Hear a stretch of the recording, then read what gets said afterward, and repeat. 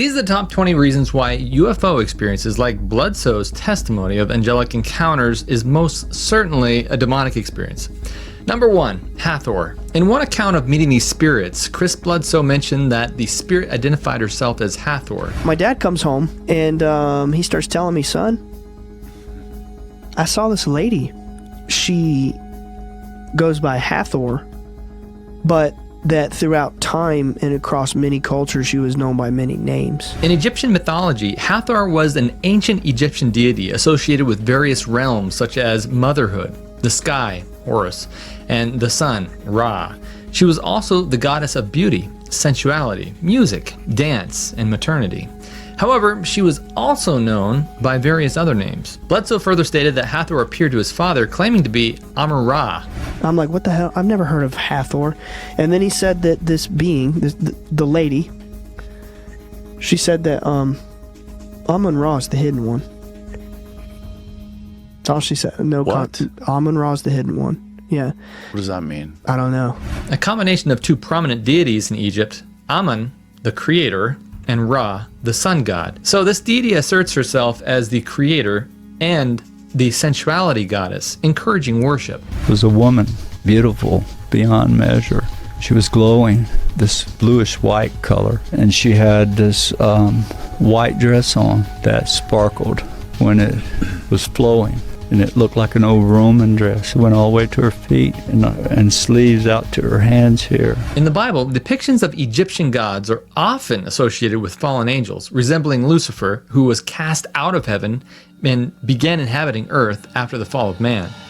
The Egyptians worshipped these gods, and the story of Exodus highlights the lengths to which the true God went to demonstrate his superiority over these fallen deities. Isaiah 14:12 even portrays Satan as an angel of light, declaring that he will be as the Most High, and he will be worshipped as God. So appearing as an Egyptian god aligns itself with the wrong side of the spiritual battle. Egypt and their gods were always considered to be the place on earth where they were the most deceived by the spiritual battle the Bible talks about. Number 2, Roger Murnau. In Montreal, Canada, Roger Murnau was groomed to join an elite group devoted to worshiping Lucifer. So in reality, Roger, you were chosen by high-powered demon spirits to be a part of their human, special, privileged group. He says, we are the elite.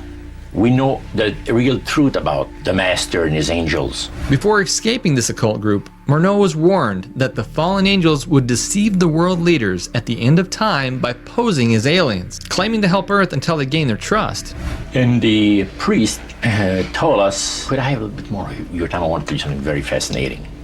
He says the grand plan for harvesting the multitudes of the earth into his cause just before the close of the great controversy between the forces of good and evil. And he said it's going to be done in a unique manner. This grand plan is going to take people are going to eat the stuff, because he says spirits, demon spirits, will declare themselves to be inhabitants of far distant planets in the galaxies that are coming to warn the inhabitants of planet Earth of the impending destruction of the planet unless something seriously proper is done to avoid it.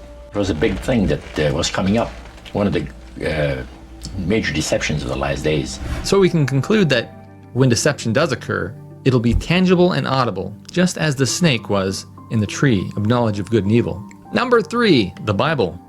Various statements from Jesus in the Bible forewarn his closest friends about the deception from Satan in the final events. Revelation 16 says these unclean spirits, they go and they perform signs and wonders.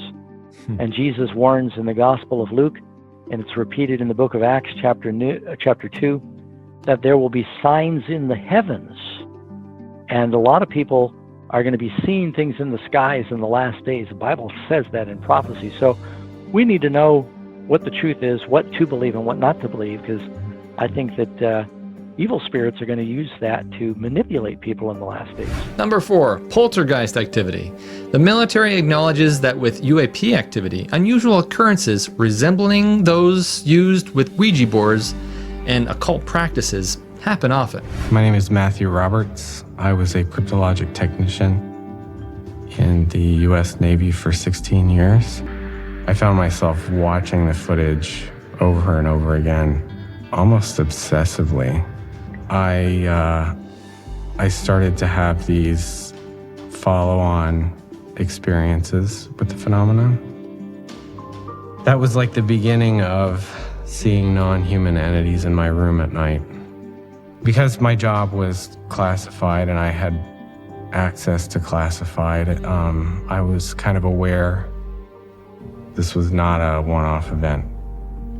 For the Navy, these things happen frequently. All the time. They happen all the time. These events suggest spiritual pranks and eerie situations. They also have stated that these activities persist for days, even following you home. What other types of experiences are we talking about? Well, go ahead, you can talk. I mean, anything you can think of, really. We've seen things like jump off of the table without being touched, like things moving on their own, seeing shadow figures being touched, anything, like you would think it was a haunted house growing up, but that's, part of how we explain that this is all spiritual in nature, is because it can really manifest in any way that it wants to. And so the phenomenon is not limited to what people think of as aliens or UFOs, where we were obviously seeing orbs every night as well. We were seeing things in the home that you would think of as like ghostly maybe, but it was all the same stuff. Not something you would expect from a kind and righteous entity. Number 5, phone a friend. MUFON researchers have discovered that there has been a cover-up. Then when MUFON goes to someone's house and takes their testimony, that a lot of testimonies from these experiencers suggest that they have been able to stop the experience by calling out in Jesus' name. This cover-up hasn't been done by the government, but has been done by the researchers themselves. Director of MUFON in Florida, Joe Jordan, asserts that these events can be immediately, permanently halted by establishing a relationship with Jesus and calling upon his name. As an abduction researcher over 30 years now, working with over 600 cases over these past 30 years, one commonality we found was that there's only one real way to stop these abduction experiences, and that was by calling out in the name and authority of Jesus Christ. And you could permanently stop these as a life pattern by developing a personal relationship with Jesus Christ. Number 6, government research. According to Lou Elizondo, high-ranking Pentagon officials who have researched this phenomenon declare it as demonic activity, actively avoiding involvement. This is a Department of Defense official saying, stop looking at UFOs because they're demonic? Correct. He's told me, he said, Lou, I want you to stop doing this. I said, okay, sir, I certainly can, but may I ask why? And he says, well, we already know what it is. He asked me point blank, have you read your Bible lately? And I said, well, sir, I think I know what it says. Where are you going with this? And he said, well, then you would know that these things are demonic and we should not be pursuing them. David Grutch, a former Pentagon official, also mentions his desire for more information on this topic from the government, but he acknowledges that malevolent events have happened in association with it. Have human beings been hurt or killed by a non-human intelligence? I was briefed by a few individuals on the program that there were malevolent events like that. David Grutch notes that whatever this entity is, it's not always benevolent. Number 7, casualties. Tucker reveals that brain scientists have studied over 200 military personnel's brains who have encountered and died while approaching these glowing spiritual entities known as UAP. This summer, we got a call. We didn't reach out. This person called us. Lexi, who's standing right there, who's a genius, one of our producers, gets this call from this guy who's a tenured Stanford medical school professor, and he wants to come on the show. Now, this guy has a couple patents, and so he's rich. And he's got tenure at one of the most prestigious schools in the world. So, he's not a flake. He comes on, and he's like, 11 years ago, the US government reached out to me because I'm an expert on head injuries, on brain injuries, traumatic brain injuries, as a physician, and they had all these court cases from families of US servicemen, over 100, who'd been killed by UFOs. And the Department of Defense was refusing to give them death benefits or medical benefits. And I'm like, and he's like, so they're in the courts. And I was like, there are over 100 servicemen killed by UFOs? Like, what? He's like, yeah, and there are court cases about it. I'm like, why isn't this on the front page of the New York Times? I don't know. But he goes, I'm involved in it. I'm one of the researchers. I'm the expert witness in these cases. Most UFO researchers attribute the collateral damage to a misunderstanding of the phenomenon. But if these supernatural beings were generally benevolent and all-knowing, one would expect them to prevent harm to humans when in their proximity. One can only conclude that they don't care. Number 8, statements on death. MUFON director Joe Jordan discovered that this phenomenon often brings what appears to be dead relatives or dead friends. Or does it?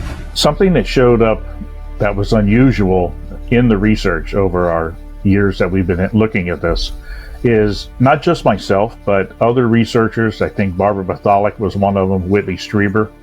We've all come across cases where testimonial of the experience, the person talks about actually meeting dead relatives during the experience when they're taken aboard a craft. And we've also come across other researchers that have talked about the same thing, where they've had the experiencers share the testimony that they too have come across friends that have died or relatives that have died during the experiences. And that doesn't make any sense at all, being that this is supposed to be about aliens. These seemingly deceased loved ones are not who they appear to be. Stanford University professor Gary Nolan states that captured images typically do not align with what individuals see in their eyes. Whatever the phenomenon is, it's capable of manipulating human perception, human consciousness. Right. It can make us see things that aren't there. I mean, the best example of this that I know is a story that Jacques Vallée brought to me of a family in France driving down the highway. This was like in the last 5 to 10 years. And they had a glass-topped car. And they look up and they see a UFO, basically paralleling them down the highway. The mother looks around and sees that no other individuals nearby are freaking out about this thing above them. The children in the back take out their cell phones, take a picture of it. They get home and they look at the pictures on their camera and they don't see an object. They see a little star-shaped thing about 30 so feet above it. And I have the picture. Even if it was an object, that was there. Others weren't capable of seeing it, so it was manipulating vision. So yes is the short answer. This raises questions about whether the appearance of these beings is genuinely visible or if they are projected into our minds spiritually.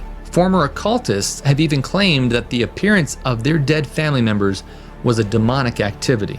I was involved with occult practices for almost a full decade, and after my conversion, if you will, I felt it. I was in the kitchen by myself and I felt it come up next to me, and I said out loud, I said, God, whatever this is that's been posing as grandma for the past 7 years, in Jesus' name, get it away from me and never let it come back. And it hasn't been back since. What do you think that was?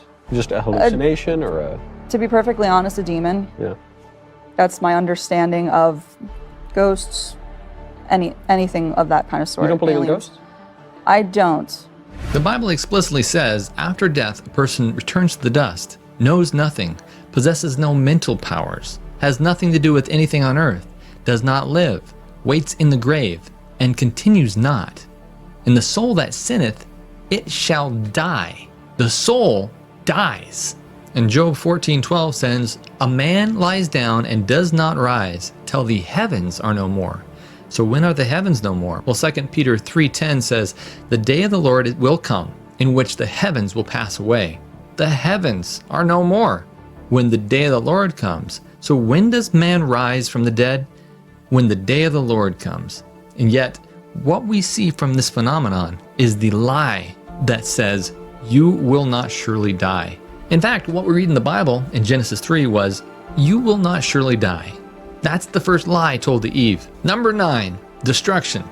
The UAP phenomenon is frequently observed over locations facing imminent, immediate, or permanent destruction, war, or potential destruction, like nuclear warhead facilities.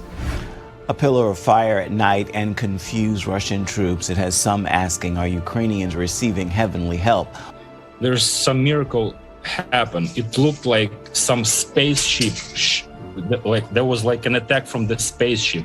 There was some kind of a lightnings was starting shooting from the sky, and like sparks were like spreading everywhere. And then on the morning, they discovered that the whole machinery was destroyed. While some researchers believe it aims to protect us, others are skeptical. Because if there was a court case and you were always near a crime scene, would the police think, he's trying to protect the innocent from the crime, he's always at the right place at the right time?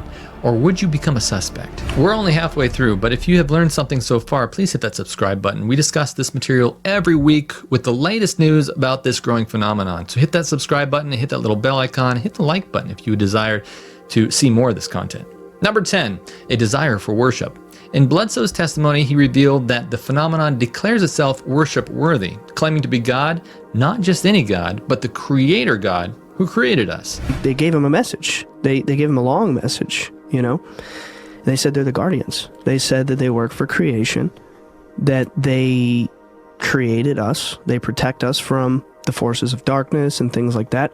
And through the aeons, meaning, you know, the ages, thousands and thousands of years, they have sort of like overseen our, you could say, evolution. Though it did not explicitly demand worship yet, according to the Bible, this may soon be the case, as fallen angels seek worship from humanity the most. Number 11, common religious experiences. Another common trait also highlighted by George Jordan, director of MUFON, also highlights that these experiences often conclude with entities declaring that Jesus is not who he claims to be. Many of the communications that are talked about coming from the alien entities to the experiencers over the past decades have talked about these entities bringing the message that God is not the God we think he is. They are our gods, that Jesus is not who we believe that he is to be. He's just another ascended master like many that have come at different times in history. Also that the Bible is not real. Creation is not real. It seems to be focused on the one religious experience of Christianity, never against another one.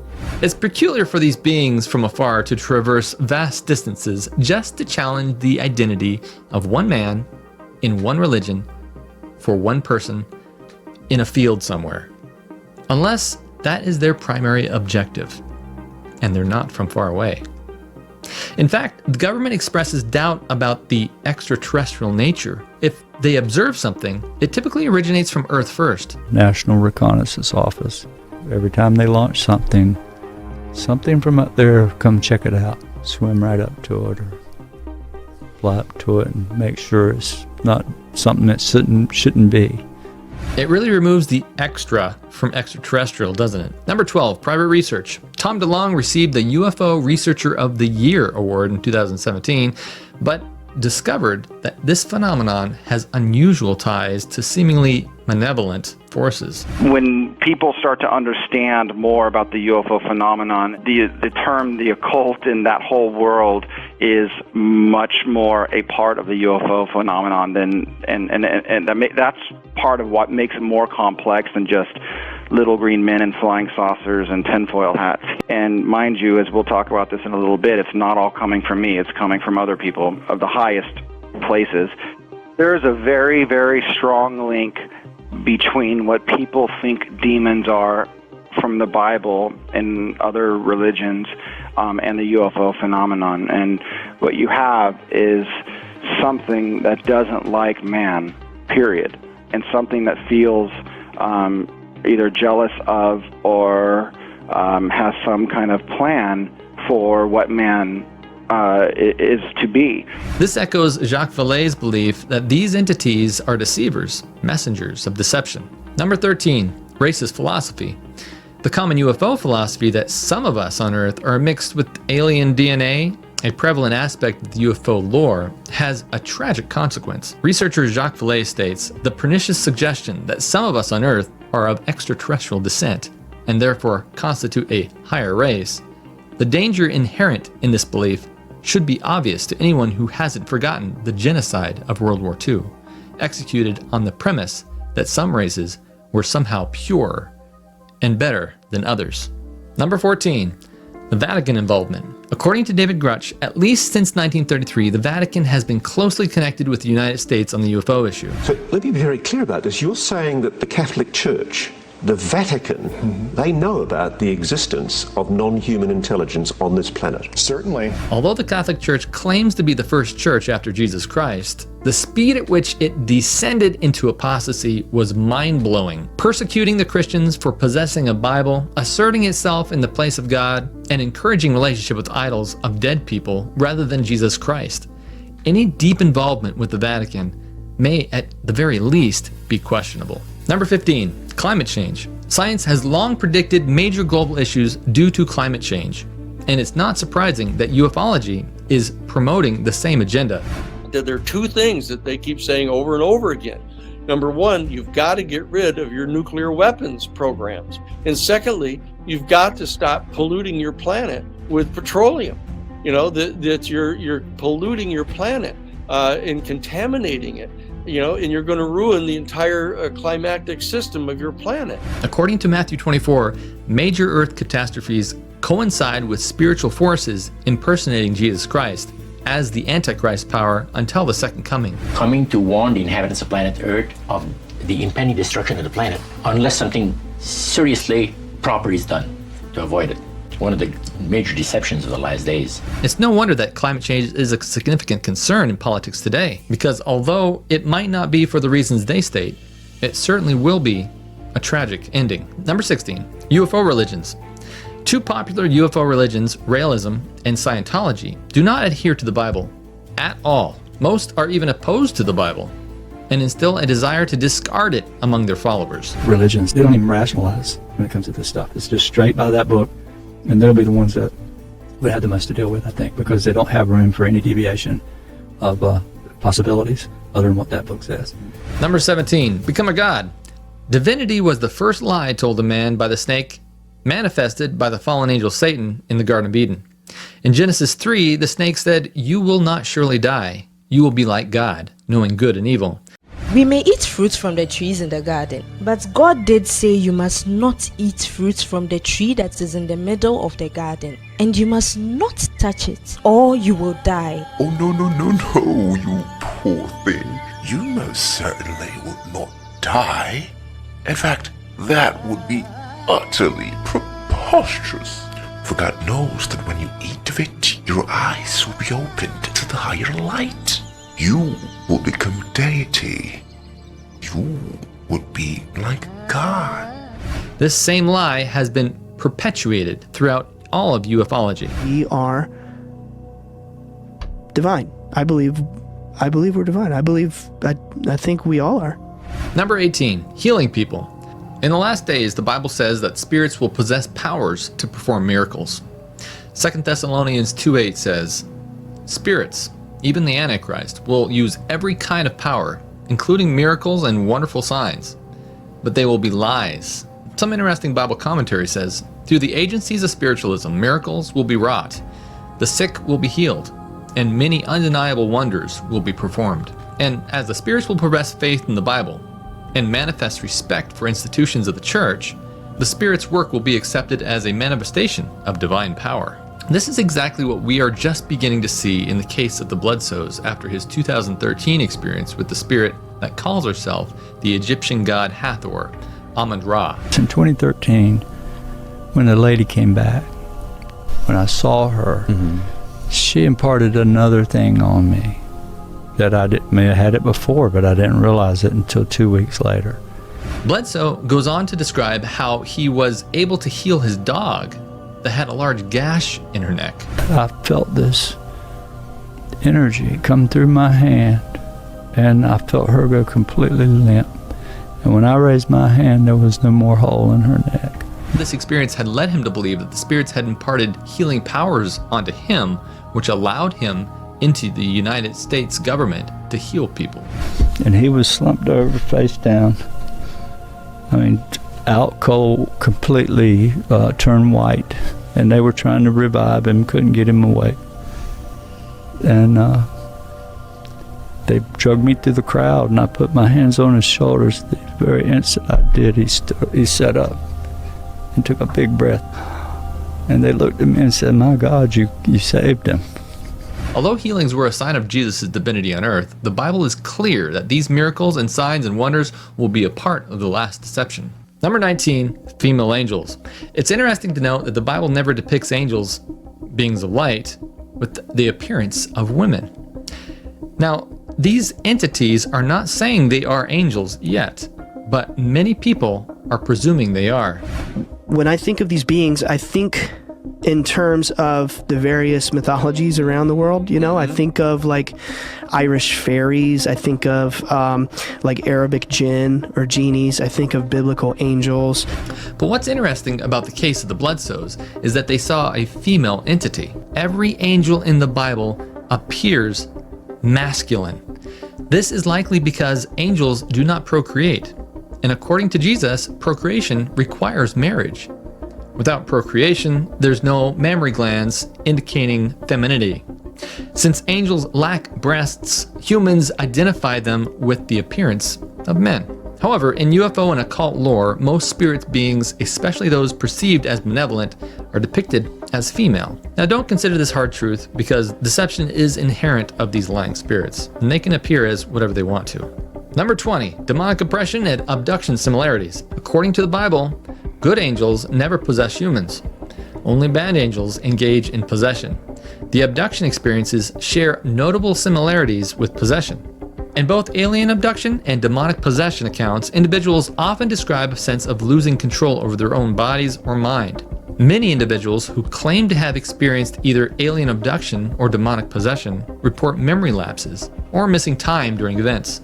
And both phenomena often include experiences considered paranormal or beyond conventional understanding. Experiencers of both phenomena may suffer from psychological distress, anxiety, and trauma as a result of their encounters. And both describe encounters with non-human entities while they're in a trance-like state. So there you have it, folks, the top 20 reasons why alien abductions may be perceived as demonic experience produced by spiritual entities called fallen angels. If you found value in this video, please hit that subscribe button for more updates because we give you the up-to-date information from our weekly podcast each week, and you're going to want to hear that. And if you think this is an important message and really want to spread it further, join our Patreon at patreon.com/strangenormal and become a private community member of many people who are just like you researching this spiritualism that is about to break upon the world.